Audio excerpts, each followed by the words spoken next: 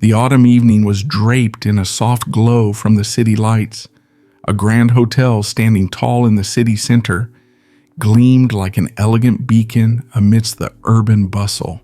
Its facade, adorned with golden garlands and shimmering signs, displayed a large banner reading Annual Charity Gala.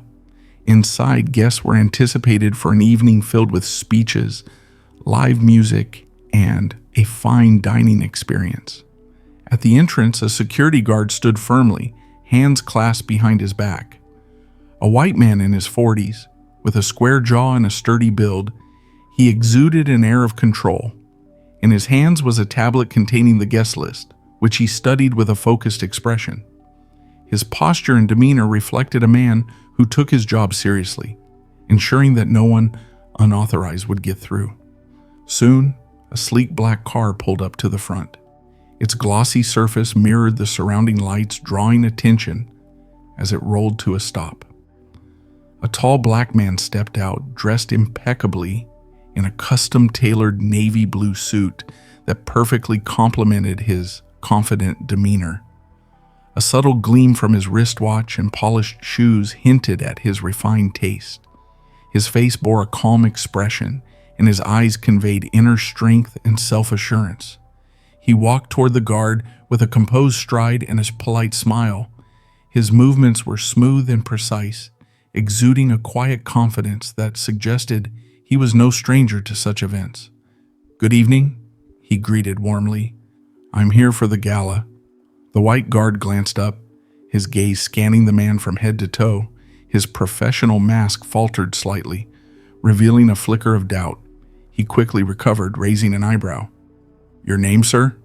the guard asked curtly, ready to cross-check it against his list. "James Johnson," the man replied calmly, his tone unwavering. The guard focused intently on his tablet, scrolling through the list. His fingers paused on the screen momentarily before he looked up again, his eyes narrowing slightly. "I'm sorry, Mr. Johnson, but I don't see your name on the list," he said, his voice turning colder. "Please check again," Johnson suggested politely, his hands clasped in front of him. The guard gave the list another glance but appeared more resolute. "I'm sorry, sir, but if your name isn't on this list, I can't let you in." Johnson maintained his calm demeanor, though his gaze sharpened slightly, signaling a quiet determination. "There must be some mistake. I was invited by the organizers," he explained, his voice measured and even. The white guard took a small step back, crossing his arms over his chest. His stance shifted into one of rigid authority. "I repeat, this is a private event. Guests must be on the list. Perhaps you're at the wrong venue or the wrong day," he said, raising his voice just enough for others nearby to hear. By now, a small crowd had begun to gather. Newly arriving guests, primarily white men and women in elegant suits and gowns, observed the exchange with curiosity. They whispered among themselves, trying to decipher the nature of the dispute. "Something's happening," murmured one well-dressed man to his partner. "Probably someone trying to sneak in," the woman replied, glancing at Johnson with thinly veiled suspicion. The warm glow of the evening lights, which had bathed the setting in elegance, now seemed to highlight the tension of the scene. Johnson, showing no visible irritation, stood firm, as though waiting for the truth to emerge on its own. The crowd near the entrance was slowly growing. Newly arriving guests in their formal attire began to take an interest in the scene. Among them were couples dressed in elegant tuxedos and gowns, men holding glasses of champagne, waiting for their turn to check in. Their curious gazes shifted toward the black man standing aside, engaged in what appeared to be a tense exchange with the white security guard. Sensing the attention, the guard straightened his posture and seemed to take on a more assertive tone. The situation had become an opportunity for him to reaffirm his authority. "Sir, I've already explained this," he said, raising his voice slightly, ensuring the surrounding guests could hear. "I have my instructions and I have to follow them. If your name isn't on the list, I can't allow you to enter." James Johnson, the black man at the center of this confrontation, remained composed. His calmness, however, had taken on a firmer edge. He understood the futility of escalating the situation further, but was determined to resolve it properly. "I'm not questioning your instructions," he replied in an even tone. "I'm certain this is just a mistake. If you could contact the organizers, it would clear up immediately." The guard shook his head, his expression growing more rigid. "I've checked the list twice," he said dismissively. "Your name is not here. This is not my problem." Around them, whispers rippled through the small crowd of onlookers. Some appeared intrigued, others uncomfortable. A woman in a shimmering silver gown leaned toward her partner. "Why is he being so persistent?" she murmured. "He looks like he belongs here." "I don't know," the man replied, though his tone suggested he wasn't as willing to give the benefit of the doubt. At that moment, another car arrived at the entrance, drawing attention away from the argument. From the vehicle emerged a poised white woman in her mid-40s, dressed in an elegant evening gown. This was Carla Brown, one of the event's primary organizers. Her face radiated warmth and confidence as she approached the entrance with purpose. However, her expression quickly shifted to one of confusion when she noticed Johnson standing at the door amidst the tension. "What's going on here?" she asked, her voice calm but firm as she stepped closer. The guard, clearly caught off guard by her presence, turned to her with a mixture of defensiveness and nervousness. "This gentleman claims to be a guest, but his name isn't on the list," the guard explained, nodding toward Johnson without much acknowledgement of his presence. Carla's eyes moved to Johnson, and the moment she recognized him, her expression transformed. Surprise, followed by delight, flashed across her face. "Mr. Johnson," she exclaimed warmly, extending her hand. "It's such an honor to see you here. We've been eagerly awaiting your arrival." A hush fell over the crowd as her words landed. The atmosphere shifted instantly. The security guard's face went pale as the realization struck him. "Wait," he stammered, his voice faltering. "This is your guest?" "Guest?" Carla repeated, her voice tinged with incredulity. "This is our guest of honor and keynote speaker." The color drained from the guard's face as he took an involuntary step backward. The certainty he had exuded moments before was now replaced with visible embarrassment. Johnson, observing the unfolding scene, remained poised. He nodded politely at Carla's warm greeting and extended his hand for a firm handshake. "Thank you, Miss Brown," he said. His voice carried no trace of bitterness, only calm professionalism. Carla turned back to the guard, her tone now sharp with disapproval. "I hope there hasn't been a problem here," she said, though her expression indicated that she already suspected the answer. The guard opened his mouth as if to explain, but quickly realized there was nothing to say. His confidence had crumbled, leaving him visibly uncomfortable under Carla's piercing gaze. Meanwhile, Johnson glanced briefly at the crowd, then at the guard, who now stood frozen. The tension hung in the air as Carla gestured toward the grand doors. "Please, Mr. Johnson," she said with a warm smile, "let's get you inside. Everyone is eager to hear from you." Johnson nodded, casting one final look at the guard, a steady, piercing gaze that wasn't angry, but carried the weight of unspoken truths. Without a word, he stepped past him and disappeared into the glow of the event hall. The guard stood rooted to the spot, the realization of his actions now fully settling in. Behind him, the crowd, murmuring in hushed tones, slowly dispersed as they followed Johnson into the gala. The evening continued inside the grand event hall, where the atmosphere was filled with soft, golden light from sparkling chandeliers and the gentle hum of jazz music. The room was beautifully adorned with crisp white tablecloths, ornate centerpieces, and flickering candles. Yet for those who had witnessed the scene at the entrance, the splendor of the setting could not overshadow the weight of what had just occurred. James Johnson, now surrounded by attendees eager to greet him, moved through the room with quiet grace. Guests shook his hand, thanked him for coming, and expressed excitement for his upcoming speech. His responses were warm yet measured, a polite smile never leaving his face. Despite the grandeur around him, there was still a faint shadow of the earlier encounter at the door lingering in his mind. Johnson knew this wasn't just about being left off a guest list or a misunderstanding at the entrance. It was about something deeper, an ingrained habit of judging someone based on appearances before knowing their story. Though he had faced such situations before, each incident carried its own sting, its own moment of reflection. Meanwhile, back at the entrance, the white security guard stood in visible discomfort. Moments earlier, he had held himself with authority, confident in his judgment. Now his posture was slouched, his eyes downcast, and his mind swirled with thoughts of regret. Carla Brown's words echoed in his mind. "This is our guest of honor and keynote speaker." The realization of his error cut deep. He replayed the scene over and over, the calm dignity with which Johnson had addressed him, the crowd gathering, his own insistence that Johnson wasn't meant to be there. Each detail now seemed glaringly wrong. Why did I assume he couldn't be a guest, he thought. The question gnawed at him, forcing him to confront the biases he had acted on without even realizing it. Inside the hall, the evening's program began. The murmurs of the crowd quieted as Carla Brown took to the stage. She welcomed the attendees warmly, her voice resonating through the room.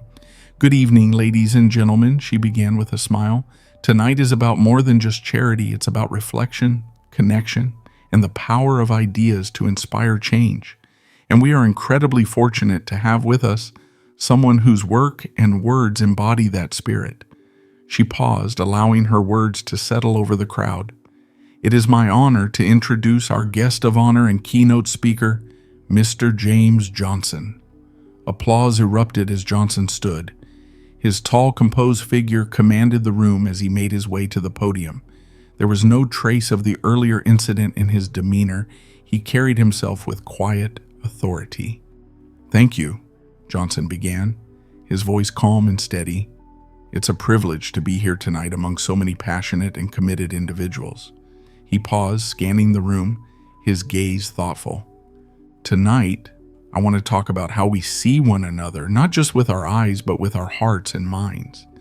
Too often we make quick judgments relying on superficial impressions rather than seeking to understand the person before us. And in doing so, we risk not only hurting others, but limiting ourselves." His words were simple but profound. The audience was silent, hanging on every syllable. "The truth is," he continued, "we all carry biases, some of which we may not even realize. But recognizing them, confronting them, and choosing to see beyond them, that is the path to progress." Some guests nodded thoughtfully, while others looked down, clearly moved by his words. Johnson didn't call attention to the incident earlier in the evening, but his message resonated with those who had witnessed it. "I believe in change," he said firmly. "I believe that every mistake is an opportunity to grow, and every encounter is a chance to build understanding." The applause that followed was thunderous, a clear indication that his words had struck a chord. Back at the entrance, the security guard had been listening. Though he couldn't see Johnson's face, the power of his voice carried through the open doors. Each word felt personal, as though it were directed at him. The guard shifted uncomfortably, realizing how much his own actions aligned with what Johnson had described. For the first time that night, he began to see Johnson not as just a guest, but as a person, a man of dignity, intelligence, and compassion who had handled the situation with grace far greater than it deserved. As the gala wound down, Johnson began making his way toward the exit. Guests stopped him along the way, thanking him for his speech, praising his insight. He nodded graciously, his composure unwavering. When he reached the door, the security guard was waiting. The guard hesitated, his posture uncertain. Gathering his courage, he stepped forward. "Mr. Johnson," he began, his voice low but steady, "I want to apologize for how I treated you earlier. I was wrong to judge you so quickly. I didn't think, and I regret it." Johnson stopped, studying the man's face. The guard's expression was sincere, his regret palpable. For a moment, Johnson said nothing, letting the silence settle between them. Then he extended his hand. "We all make mistakes," he said calmly. "What matters is what we do afterward." The guard looked surprised, but after a brief pause, he reached out and shook Johnson's hand firmly. There was no bitterness in Johnson's eyes, only an unspoken encouragement to be better. The evening ended not just with speeches and applause, but with a quiet sense of transformation. Those who had witnessed the earlier conflict carried the memory of it with them, not as a moment of tension, but as a powerful reminder of the importance of looking beyond the surface. For the security guard, it was a night that would change the way he approached his role and the people he encountered.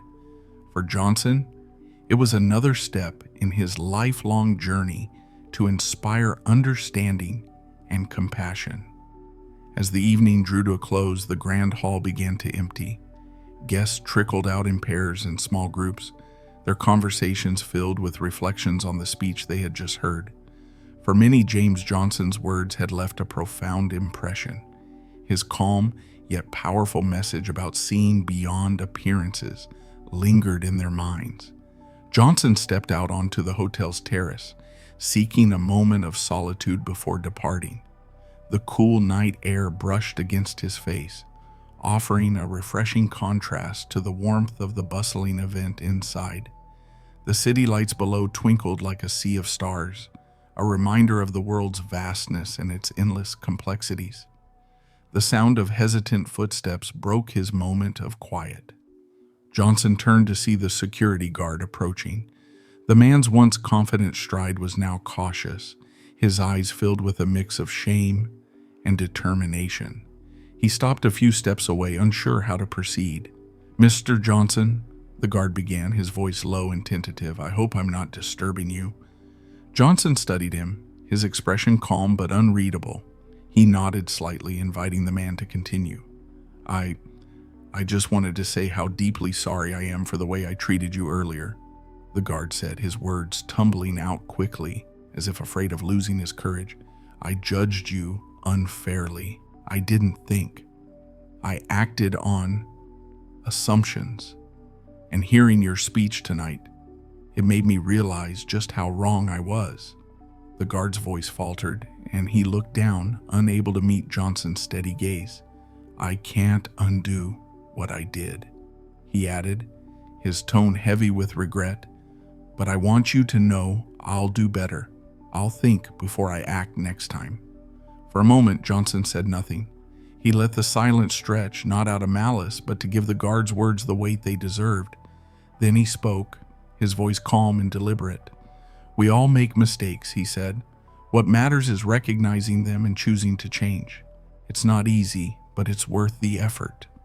Johnson extended his hand, a gesture of forgiveness and understanding. The guard hesitated, visibly moved, before shaking it firmly. The moment was simple, yet profound. A bridge built where there had been a divide. Back inside the hall, Carla Brown approached Johnson as he re-entered. Her face was lit with a mixture of gratitude and admiration. "James," she said, addressing him informally now, "your words tonight, they resonated with so many people, myself included. I've been reflecting on my own assumptions, my own snap judgments." Johnson offered her a small smile, his tone kind but measured. "Change starts with reflection," he said. "It's what we do with that reflection that defines us." Carla nodded, clearly taking his words to heart. She walked with him to the exit, pausing as he prepared to leave. "Thank you for being here tonight," she said, "not just for your speech, but for who you are." Johnson inclined his head, a quiet acknowledgement of her sincerity. As Johnson made his way toward the hotel's main doors, he noticed several of the guests who had witnessed the earlier altercation at the entrance. Their expressions had shifted. Where there had been curiosity or skepticism before, there was now respect and, in some cases, a hint of embarrassment. Many nodded to him as he passed, a silent acknowledgement of their own reflections on the night. At the exit, the security guard stood straight, his posture no longer stiff with authority, but softened by humility. As Johnson approached, the guard stepped aside respectfully, offering a small but genuine nod. Johnson returned it with a brief smile before stepping out into the cool night. The events of the evening stayed with everyone who attended.